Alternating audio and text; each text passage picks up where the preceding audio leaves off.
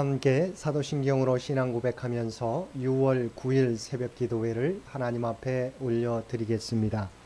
전능하사 천지를 만드신 하나님 아버지를 내가 믿사오며 그 외아들 우리 주 예수 그리스도를 믿사오니 이는 성령으로 잉태하사 동정녀 마리아에게 나시고 본디오 빌라도에게 고난을 받으사 십자가에 못 박혀 죽으시고 장사한 지 사흘 만에 죽은 자 가운데서 다시 살아나시며 하늘에 오르사 전능하신 하나님 우편에 앉아 계시다가 저리로서 산자와 죽은 자를 심판하러 오시리라. 성령을 믿사오며 거룩한 공회와 성도가 서로 교통하는 것과 죄를 사하여 주시는 것과 몸이 다시 사는 것과 영원히 사는 것을 믿사옵나이다. 아멘. 우리 다 함께 찬송 543장 함께 찬송 부르시겠습니다. 찬송 543장입니다.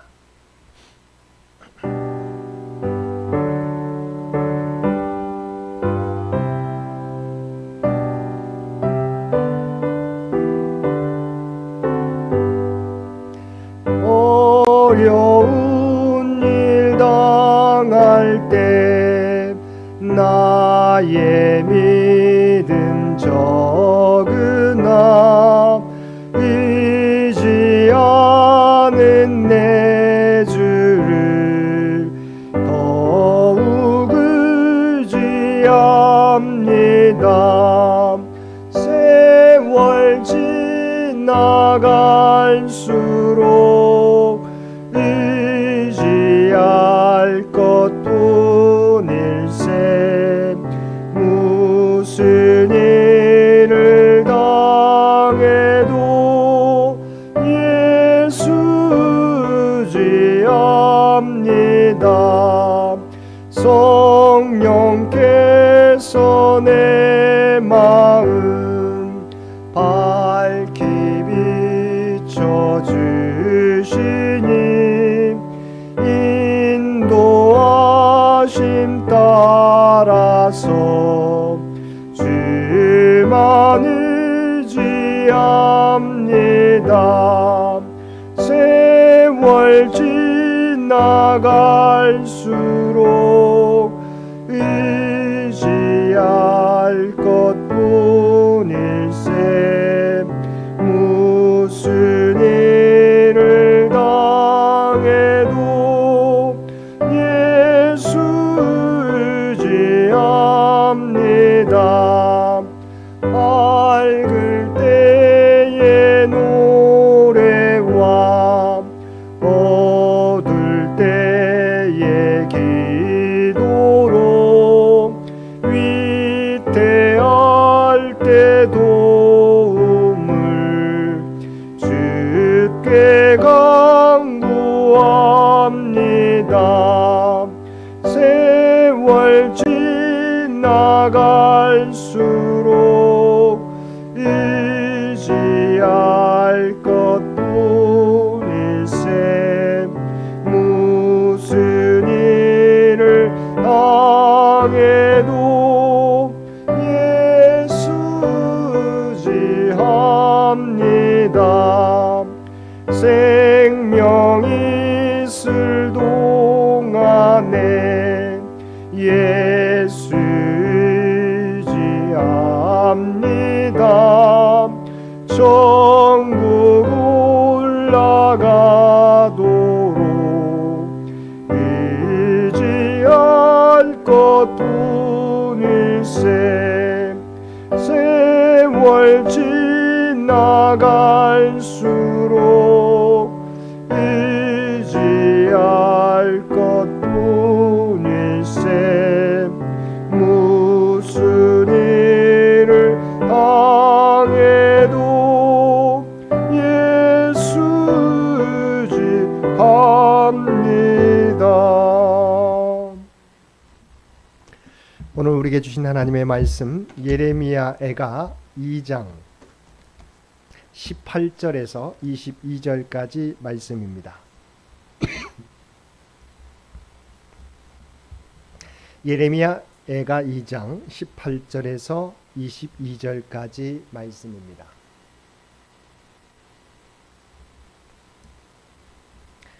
우리 18절에서 22절까지 우리 한 절씩 교독합니다. 그들의 마음이 주를 향하여 부르짖기를 딸 시온의 성벽아 너는 밤낮으로 눈물을 강처럼 흘릴지어다. 스스로 쉬지 말고 내 눈동자를 쉬게 하지 말지어다.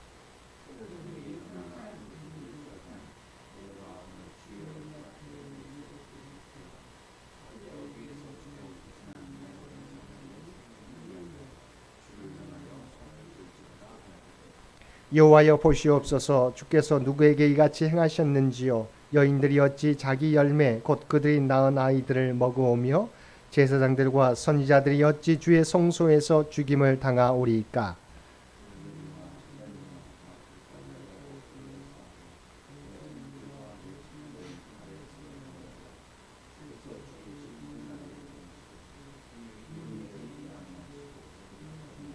함께 읽겠습니다. 주께서 내 두려운 일들을 사방에서 부르시기를 절기 때 무리를 부름같이 하셨나이다. 여호와께서 진노하시는 날에는 피하거나 남은 자가 없나이다.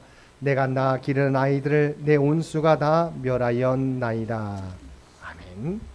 오늘도 새벽을 깨우고 말씀과 기도로 금요일 하루를 시작하는 우리 모든 성도들 가운데 하나님의 놀라운 은혜가 언제나 함께하여 주시기를 주님의 이름으로 간절히 축원드립니다.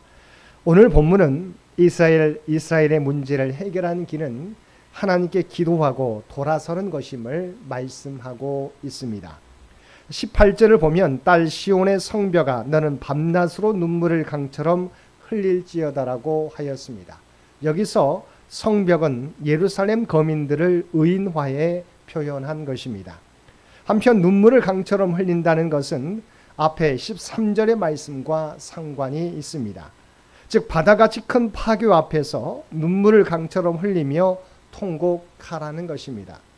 그런데 이러한 통곡의 눈물은 단순히 예루살렘이 완전히 파괴된 것에 대한 슬픔의 눈물만이 아니라 어제 말씀에서 살펴보았던 것처럼 이 파괴가 하나님이 계획하신 심판이기에 자신들의 죄악을 돌아보며 철저하게 반성하고 눈물로써 회개할 것을 촉구하는 말씀인 것입니다. 그리고 이어지는 19절을 보면 초저녁에 일어나 부르짖을지어다 내 마음을 주의 얼굴 앞에 물쏟듯 할지어다라고 했습니다. 근데 여기서 초저녁이란 단지 밤이 시작할 때만이 아니라 밤 전부를 가리키는 말입니다. 왜냐하면 유목 생활을 했던 유대인들은 양떼를 지키기 위해서 밤을 세 부분 3경으로 나누어서 각각의 시간들이 시작되는 때를 머리로 표현하고 있는데 본절 원문에는 바로 이 단어가 있기 때문입니다. 그렇게 본절의 표현은 매 3경이 시작되는 때마다 일어나 부르짖는다는 것으로서 즉 밤새워 기도할 것을 명하고 있는 것입니다. 그리고 그 내용은 바로 마지막 부분에 나오고 있는 어린 자녀의 생명을 위하여 주를 향하여 손을 들지어다라고 하는 권면처럼 죽어가는 이스라엘 자녀들을 위해서 하나님께 하나님의 심판을 거두어둘 것을 기도하라고 말씀하고 있는 것입니다. 따라서 이 두 구절을 통해서 예레미야가 유다 백성에게 전하고자 하는 메시지는 분명합니다. 곧 그들의 죄악으로 인해 심판을 받아 그 파괴됨이 바다같이 크고 그 어떠한 인간적 수단이나 능력으로도 회복이 불가능한 만큼 이제 그들이 해야 할 일은 오직 눈물을 강처럼 쏟으며 하나님께 나아와 회개하는 것뿐이라는 것입니다.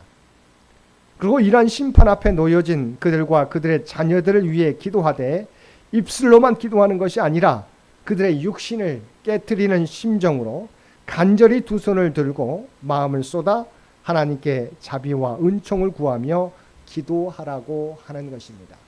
그런데 이 교훈의 말씀은 시대를 뛰어넘어 오늘을 살아가는 우리에게도 해당됩니다. 우리의 능력으로 회복이 불가능할 만큼 큰 절망에 빠졌을 때 이를 딛고 일어서는 길은 오직 하나님 앞에 회개와 기도뿐이라고 하는 것입니다.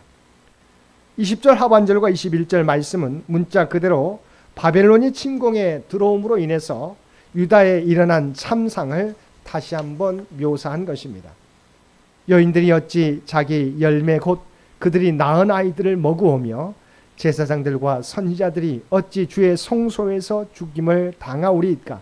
늙은이와 젊은이가 다 길바닥에 엎드러져 싸우며 내 처녀들과 내 청년들이 칼에 쓰러졌나이다라고 하였습니다.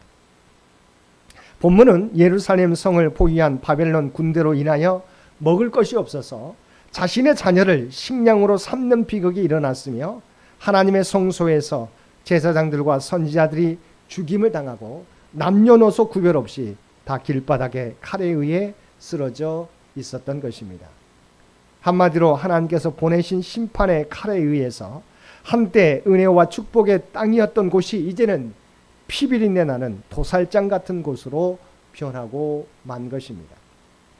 우리는 이런 하나님의 심판에 대한 다른 참극을 보면서 다음과 같은 의문을 품을 수 있습니다. 사실 유다 전체를 우상 숭배의 죄악으로 이끈 자들은 왕이나 선지자, 제사장과 같은 사람들인데 일반 백성과 청소년, 어린이까지 이처럼 무섭게 살육당하도록 하실 필요가 있는가 하는 점입니다. 그러나 이는 당시의 상황을 자세히 살피지 않은 데서 오는 성급한 판단입니다. 왜냐하면 성경은 분명히 일반 백성들 또한 거짓 선지자나 악한 왕들의 말을 즐겨 들었다고 말씀하고 있기 때문입니다. 즉 일반 백성들 역시 예레미야와 같은 참 선지자의 말에 대해서는 조롱과 핍박으로 대하는 반면에 거짓 축복과 거짓 평강을 외치는 자들의 말에는 귀를 기울이며 환영의 박수를 보냈다는 것입니다. 그리하여 그들은 하나님의 바른 말씀 앞에서 자기들을 돌아보고 죄악에서 돌이키기는커녕 오직 귀에 듣기 좋은 소리만을 좋아하며 죄악을 고집했던 것입니다. 결과적으로 하나님께서는 먼저 거짓 선지자와 같은 리더들에 대한 심판의 선언과 함께 일반 백성들에 대해서도 그들의 예언을 받은 백성은 기근과 칼로 말미암아 예루살렘 거리에 던짐을 당할 것인즉 그들을 장사할 자가 없을 것이요 그들의 아내와 아들과 딸이 그렇게 되리니 이는 내가 그들의 악을 그 위에 부음이니라고 하는 예레미야의 말씀처럼 바로 그 말씀이 심판으로 이어지게 되었던 것입니다.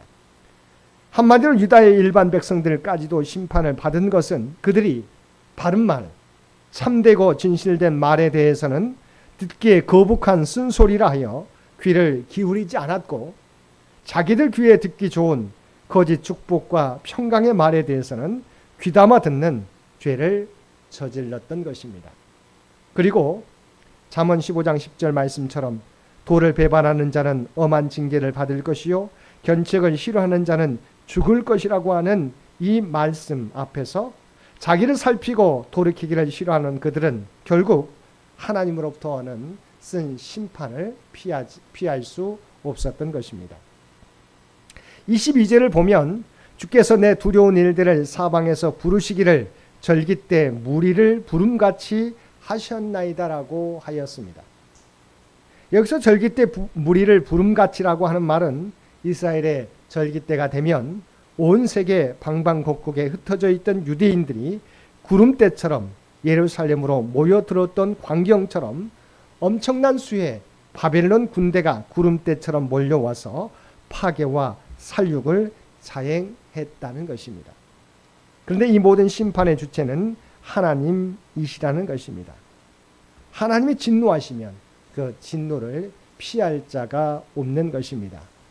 하나님은 심판을 주도적으로 시작하시고 또 철저히 수행하시는 분이십니다. 시작하신 분이 하나님이시기에 끝내실 분도 하나님이십니다. 그러므로 성도는 심판의 때 심판을 멈춰달라고 하나님께 매달려 기도해야 하는 것입니다.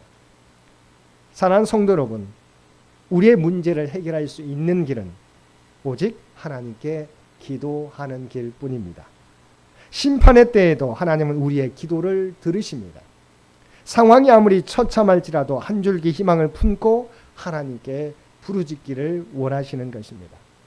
쉬지 말고 기도하며 하나님께 마음을 쏟기를 원하시는 것입니다. 심판을 끝낼 수 있는 하나님께 궁유를 구하기를 원하시는 것입니다. 진실한 마음으로 간절히 부르짖게 될 때 하나님께서 응답해 주실 것입니다. 기도가 문제 해결의 열쇠인 것을 깨닫고 하나님께 부르짖음으로 하나님으로부터 오는 놀라운 은혜를 또한 회복의 역사를 날마다 경험하며 살아가는 저와 여러분 모두가 되시기를 주님의 이름으로 간절히 축원드립니다. 함께 기도드리겠습니다.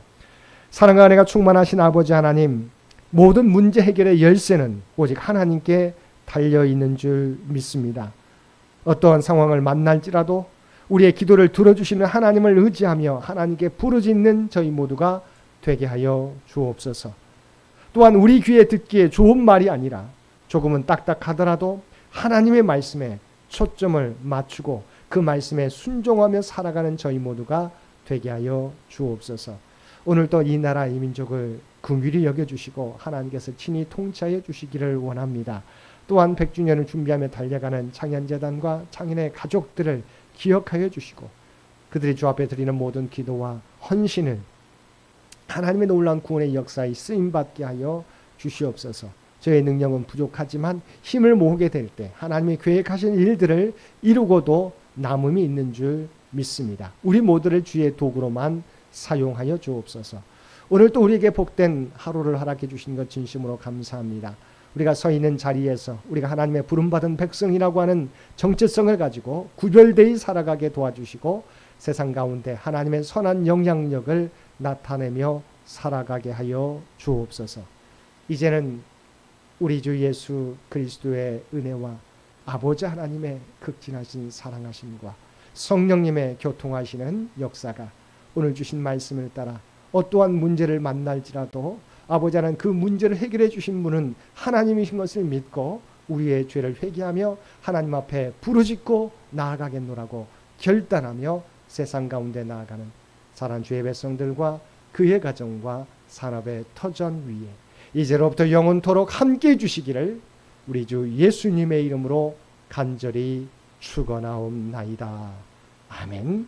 여러분 기도하실 때 오늘 주신 말씀을 위해서 이 나라의 민족을 위해서 창현재단을 위해서 창현의 가족들을 위해서 기도해 주시고 각자의 기도 제목 가지고 하나님 앞에 더욱더 가까이 나아가시기를 바랍니다.